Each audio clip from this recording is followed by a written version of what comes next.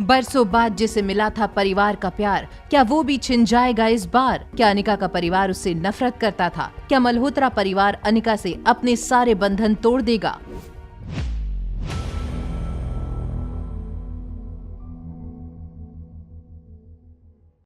जैसे ही अनिका नानी माँ के रूम की तरफ जाने लगी, अंजलि मामी नानी माँ को लेकर बाहर आईं। नानी माँ ने अपनी आंखें मसलते हुए कहा, चली जाओ इस घर से और दोबारा कभी इस घर में कदम मत रखना। नानी माँ की आंखें बिल्कुल लाल हो चुकी थीं। वो बार बार अपनी आंखें मसल रही थीं। अनिका को पता था कि ये उसकी दी हुई दवा का पॉजिटिव असर है। जैसे ही अनिका नानी और अंजलि मामी को ये सारी बातें समझाने की कोशिश करने लगी, शीला मासी ने पीछे से आकर अनिका का हाथ पकड़ लिया और उसे घसीटते हुए दरवाजे की ओर ले जाने लगी। शीला मासी ने अनिका से कहा, तुमने सुना नहीं अभी अभी माँ ने क्या कहा? निकल जाओ इस घर से। ये कहकर शीला ने अनिका को दरवाजे की ओर धकेल दिया। तभी पीछे से नानी ने अपनी बात दोहराते हुए कहा, मैं अनिका से नहीं, तुमसे कह रही हूँ शीला, निकल जाओ मेरे घर से। अपनी माँ के मुंह से ये सुनकर शीला मासी हैरान हो गईं। ये क्या कह रही हैं मम्मी? नानी माँ ने अपने हाथ की छड़ी जमीन पर पटकते हुए कहा, हाँ ये मैं कह रही हूँ, तुम्हारी माँ पार्वती मल्होत्रा। इस घर की मालकिन तुमसे कह रही है कि अभी इसी वक्त इस घर से निकल जाओ। नानी माँ ने ये कहकर शीला मासी के ईगो पर वार किया था। सबके सामने उनकी इंसल्ट हुई थी और खासकर उस अनिका के सामने। शीला मासी ने गुस्से में आकर नानी माँ से कहा, वाह मम्मी वाह, कमाल की माँ हो तुम। सालों पहले तुम स्वाति के लिए मुझे सबके सामने छोटा महसूस करवाती थी और आज उसकी बेटी के लिए तुमने हमेशा स्वाति को मुझसे ऊपर समझा।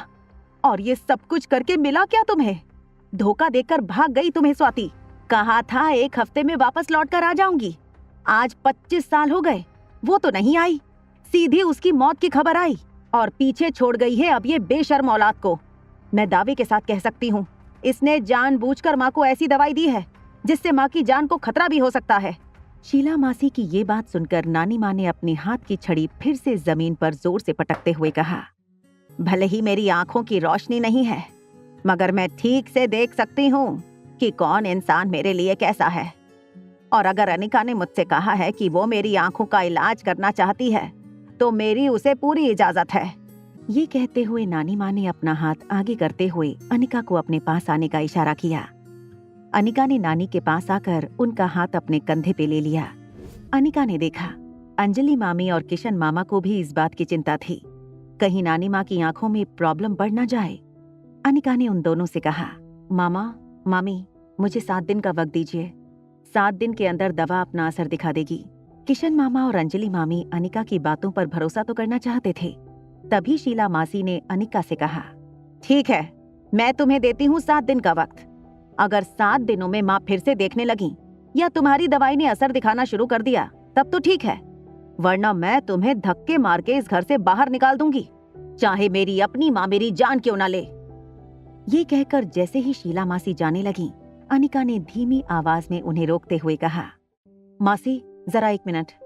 अनिका धीरे से चलकर उनकी ओर आ रही थी। अनिका को गौर से देखते हुए एक पल के लिए शीला मासी को लगा स्वाति उसके पास चलकर आ रही थी।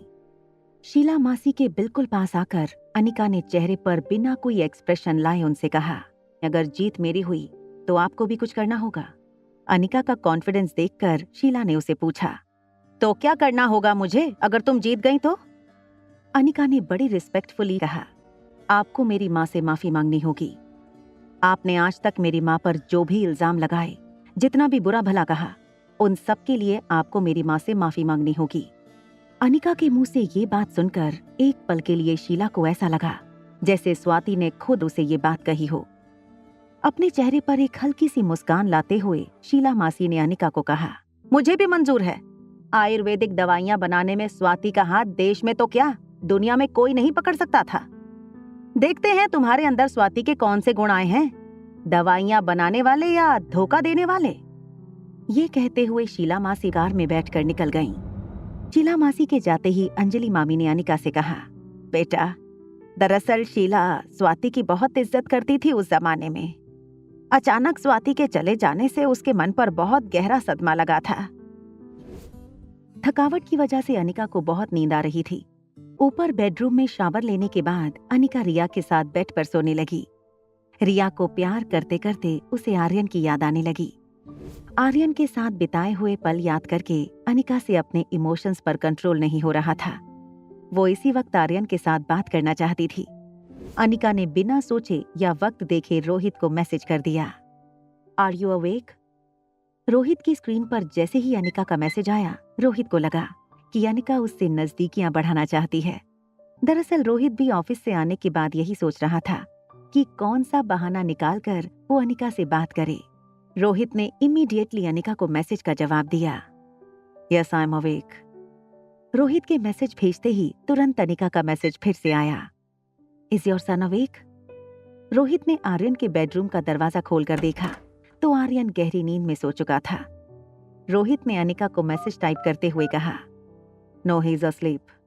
अनिका के मैसेजेस के बाद रोहित की नींद उड़ गई। क्या रोहित के मन में अनिका के लिए जगने लगा था प्यार?